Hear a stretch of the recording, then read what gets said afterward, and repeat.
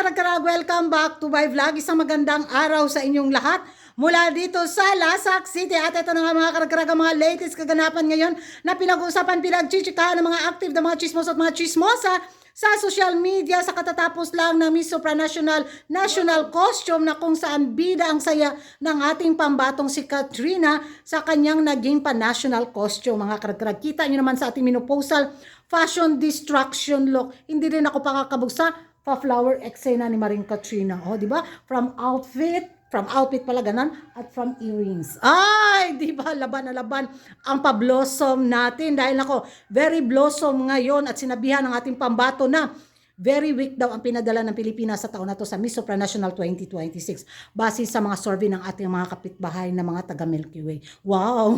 Nagsalita ang mga malalakas na powerhouse country. Purya gaba galore.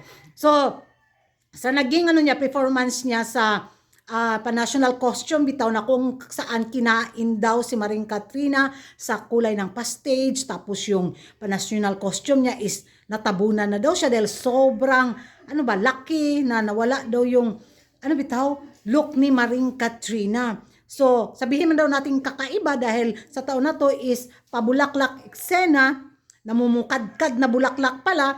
So kaibahan doon sa mga Filipiniana, sa mga paigil, sa mga paibon, yung mga ganun daw. So sa taon na to, okay daw sana yung concept ba yung proper pronunciation? Comment down below. Kaso nga lang, natabunan sa pastage si Maring Katrina.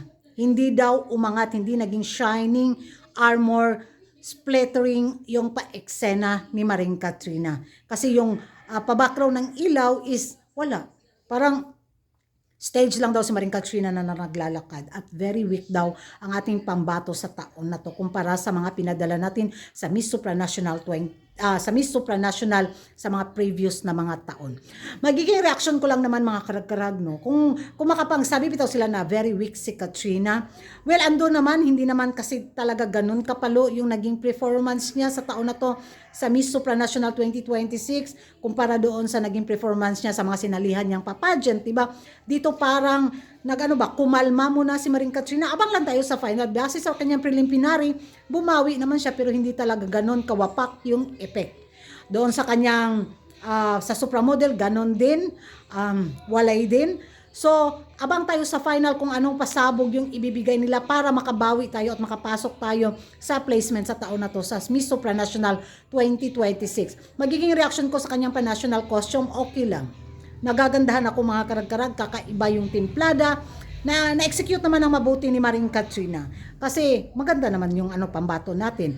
So, sa mga nagsasabing weak si Maring Katrina sa ating mga kapitbahay, tingnan nila yung performance ng kandidata nila. Di ba? Kung matandaan natin, very talaga, popular. So, nangunguna talaga sa mga prediction, talagang top 1, Indonesia talaga. Pero pagdating naman doon sa kanyang performance, mga karag-karag, ay wala, nilamon lang siya ni Macau. Nilamon lang siya ni Thailand. Nilamon lang talaga siya ni Czech Republic. So, base sa tatlong bansa na nabanggit ko, sila yung posibleng winner ko sa taon na to sa Miss Supranational 2026, si Czech Republic, si Macau, or posible din si Thailand pero parang runner-ups lang yata si Thailand, si Spain. So, ewan ko sa inyo mga karag-karag kung ano yung magiging reaction ninyo sa very weak daw yung kandidatang pinadala natin sa taon na to. At ano yung magiging reaction nyo sa Miss Supranational National Costume ni Maring Katrina natin? Sino kaya ang mag-uwi sa Miss Supranational 2026 crown mga karag-karag? Magkapareho ba tayo ng 4 na prediction sa taon na to? Mag-ingay tayo sa comment section at kung hindi ka pa nakapag-subscribe sa YouTube channel ko, don't forget to like and subscribe. Kuragan karagan, hit the notification bell para updated kayo sa mga latest kaganapan at lit na intriga sa mundo ng beauty pageant. And thank you for watching. See you in my next vlog. Bye-bye!